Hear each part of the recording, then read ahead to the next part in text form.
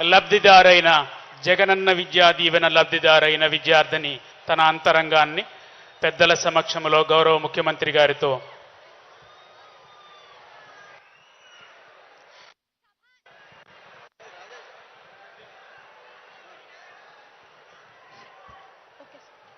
సభాయ నమః. వేదిక మీద ఉన్న పెద్దలందరికీ నా హృదయపూర్వక నమస్కారాలు. మన ప్రియమైన ముఖ్యమంత్రి మన జగనన్నకు నా నమస్సుమాంజలి. నా పేరు దిల్షాద్.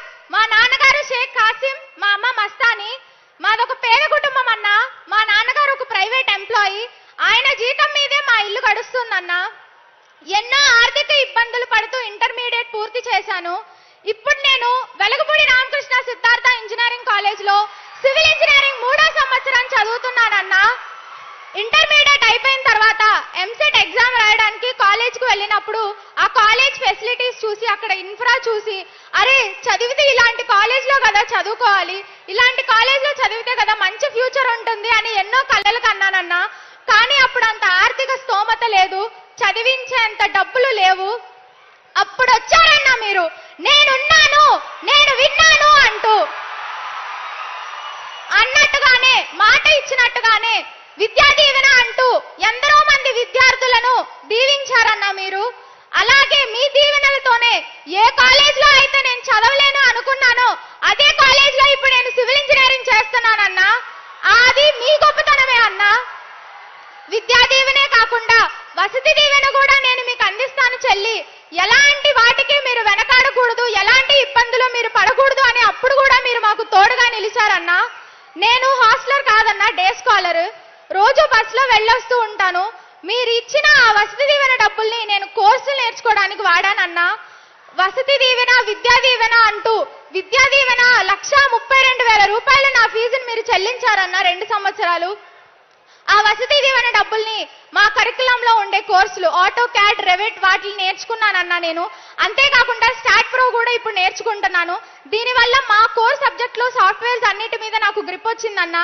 ఇవే కాకుండా వేరే బ్రాంచ్ వాళ్ళ సి, పైథాన్ ప్రోగ్రామింగ్ కూడా నేను నేర్చుకున్నాను. దానివల్ల ఏంటి అంటే నేను మా కోర్ జాబ్స్ చేయగలుగుతాను, అంతేకాకుండా సాఫ్ట్వేర్ జాబ్స్ కూడా ఎలిజిబుల్ అవుతానన్నా. ఇదంతా మీ వల్లనే సాధ్యమైందన్నా. ఎవరన్నా మనకి సాయం చేస్తే ఆ సాయాన్ని ఎప్పుడూ మర్చిపోకూడదు, మనం ఎవరికన్నా సాయం చేస్తే ఆ సాయాన్ని గుర్తుంచుకోకూడదు అని పెద్దలు చెప్పారన్నా. నాకు దక్కిన గొప్ప సాయానికి కృతజ్ఞత తెలుపుకోవడానికి ఈ రోజు నేను ఈ స్టేజ్ మీద నుంచొని మాట్లాడుతున్నానన్నా. ఇది కూడా మీ వల్లనే, మీరిచ్చిన ధైర్యమే అన్నా. ఇదే కాకుండా టాప్ యూనివర్సిటీస్లో, వరల్డ్లో ఉండే టాప్ యూనివర్సిటీస్లో ఎంఎస్ చేయాలనేది నా డ్రీమ్ అన్నా. అప్పుడు కూడా మళ్ళీ అదే ప్రశ్న, ఆర్థికంగా మనకి స్తోమత లేదు, అంత దూరం వెళ్ళి చదువుకోవాలంటే మనం అంత ఖర్చు చేయలేము అని. అప్పుడు కూడా మళ్ళీ మీరు మాకు అండగా నిలుస్తానని మాట ఇచ్చారన్నా.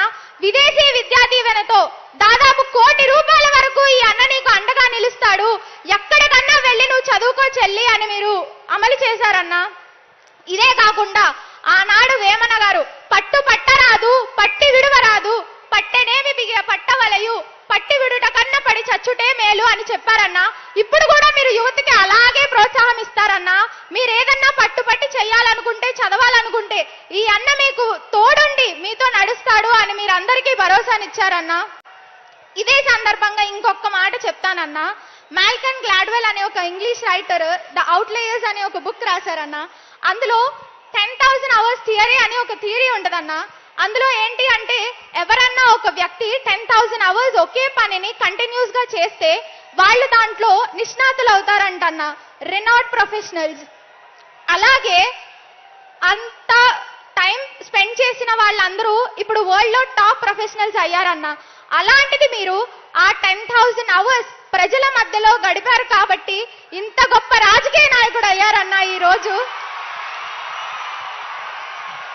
అంతేకాకుండా నేను కూడా ఆ 10,000 అవర్స్ థియరీని పాటిస్తానని వరల్డ్ లో గ్రేట్ ప్రొఫెషనల్ దిల్షాద్ అని నా పేరు వినిపించిన రోజు మళ్ళీ మీ వద్దకు వస్తానని, ఇది మీ దిల్షాద్ సార్, మీరు చెక్కిన శిల్పం ఇది, మీరు చెక్కిన ప్రొఫెషనల్ ఇది అని మళ్ళీ ఈ స్టేజ్ మీద నించొని మాట్లాడతానని మీకు నేను మాటిస్తున్నానన్నా.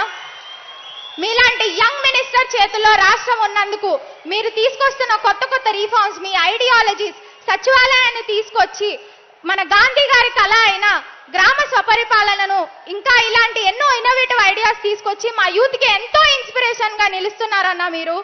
మీ పాలన ఇలాగే దశాబ్దాల వరకు కొనసాగాలని కోరుకుంటూ నాకు జన్మనిచ్చిన నా తల్లిదండ్రులకు, నాకు చదువు చెప్పిన ఉపాధ్యాయులకు, నేను చదువుకునేలా చేసిన మా అన్నగారికి కృతజ్ఞతలు తెలుపుకుంటూ సెలవు తీసుకుంటున్నానన్న. జై జగనన్న, జై జై జగనన్న. ధన్యవాదాలు. అభినందనలు దిల్షాద్, శుభాశీస్సులు. నీ ఆత్మవిశ్వాసానికి పెద్దల ఆశీర్వాదం తోడై జీవితంలో ఉన్నత శిఖరాలు అధిరోహించాలని అభిలషిస్తూ